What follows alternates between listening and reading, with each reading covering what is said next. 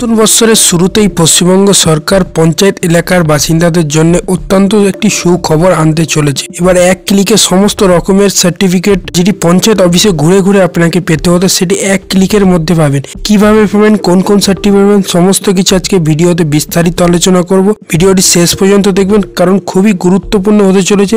যেসব ব্যক্তিরা পঞ্চায়েত এলাকায় থাকেন এবং পঞ্চায়েত এলাকায় বারবার তাদেরকে ছুটতে হয়, তাদের জন্য খুবই উপকারী এই ভিডিও হবে। অবশ্যই শেষ পর্যন্ত দেখবেন। তো চলুন ভিডিওটি স্টার্ট করা যাক। ইংরেজি নতুন বছরের প্রাক্কালে গ্রাম বাংলার মানুষের জন্য সুখবর এনে দিল পশ্চিমবঙ্গ সরকার। এবার থেকে ইনকাম সার্টিফিকেট হোক বা ক্যারেক্টার সার্টিফিকেট, এরকম মোট 6টি জরুরি নথির জন্য গ্রামের মানুষকে আর পঞ্চায়েত সদস্যের দুয়ারে বা সংশ্লিষ্ট কার্যালয়ে ছুটে ছুটে হয়রান হতে হবে না। শুক্রবার থেকে অনলাইনে মিলবে এই পরিষেবাগুলি। নির্দিষ্ট পোর্টালে কয়েকটি ক্লিকের মাধ্যমে হাতে চলে আসবে কাঙ্ক্ষিত শংসাপত্রটি। রাজ্যের পঞ্চায়েত মন্ত্রী প্রদীপ মজুমদার বলেন, অনেক সময় দেখা যায় সাধারণ মানুষ একটি শংসাপত্রের জন্য চূড়ান্ত দুর্ভোগের পেতে হচ্ছে মানুষকে। পঞ্চায়েত কার্যালয়ের হতে দিয়ে পড়ে থাকতে হচ্ছে কখনো কখনো। মানুষের এই ভোগান্তি নবান্নের কাছে একেবারে গ্রহণযোগ্য নয়। এই ধরনের দুর্ভাগ্য থেকে মানুষকে রেহাই দেওয়ার কথা মুখ্যমন্ত্রী বারবার বলে থাকেন। তাই এই অনলাইন পরিষেবা চালু করে পরিষেবাগুলিকে লাল ফিতের ফাঁস থেকে মুক্তি করল রাজ্যের পঞ্চায়েত দপ্তর।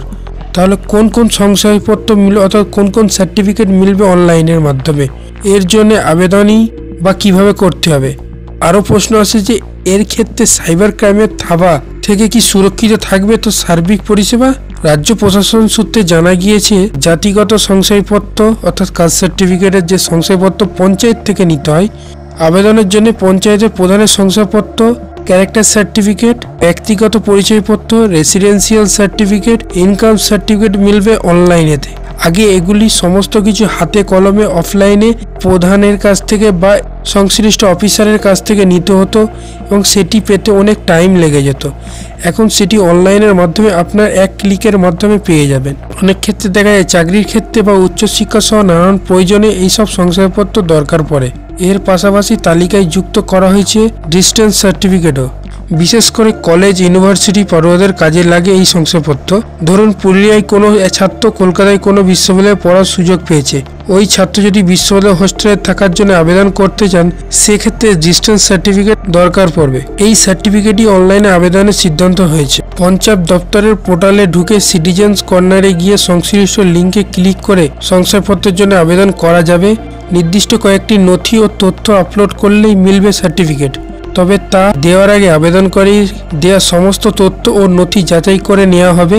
একজন সার্টিফিকেট যাতে অন্য কেউ ডাউনলোড না করতে পারে তার নিশ্চিত করতে বাড়তি সতর্কতা নেওয়া হয়েছে।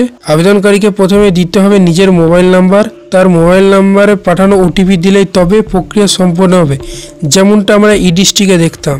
অর্থাৎ এই ব্যবস্থায় একজনের শংসাপত্রের জন্য অন্য কারোর হাতে যাওয়ার কোনো সম্ভাবনা নেই, যদি না সংশ্লিষ্ট আবেদনকারী নিজেই তার মোবাইল নাম্বার ও ওটিপি অন্য কাউকে জানিয়ে দেন। প্রসঙ্গত কয়েক মাস আগে এই পরিষেবা চালুর বিষয়ে পরিকল্পনা গ্রহণ করেছিল রাজ্য সরকার। নির্দিষ্ট সময়ের মধ্যে কাজ শেষ করে নতুন বছরের শুরুর আগেই গ্রাম বাংলার মানুষকে উপহার দেওয়ার সিদ্ধান্ত নিয়েছে তারা। তো বুঝতেই পেরেছেন, যেসব পঞ্চায়েত এলাকায় বাসিন্দারা বসবাস করেন তাদের জন্য খুবই একটি গুরুত্বপূর্ণ, কারণ এই সব সার্টিফিকেটের জন্য পঞ্চায়েত অফিসে হন্যহর দিয়ে বসে থাকতে হতো।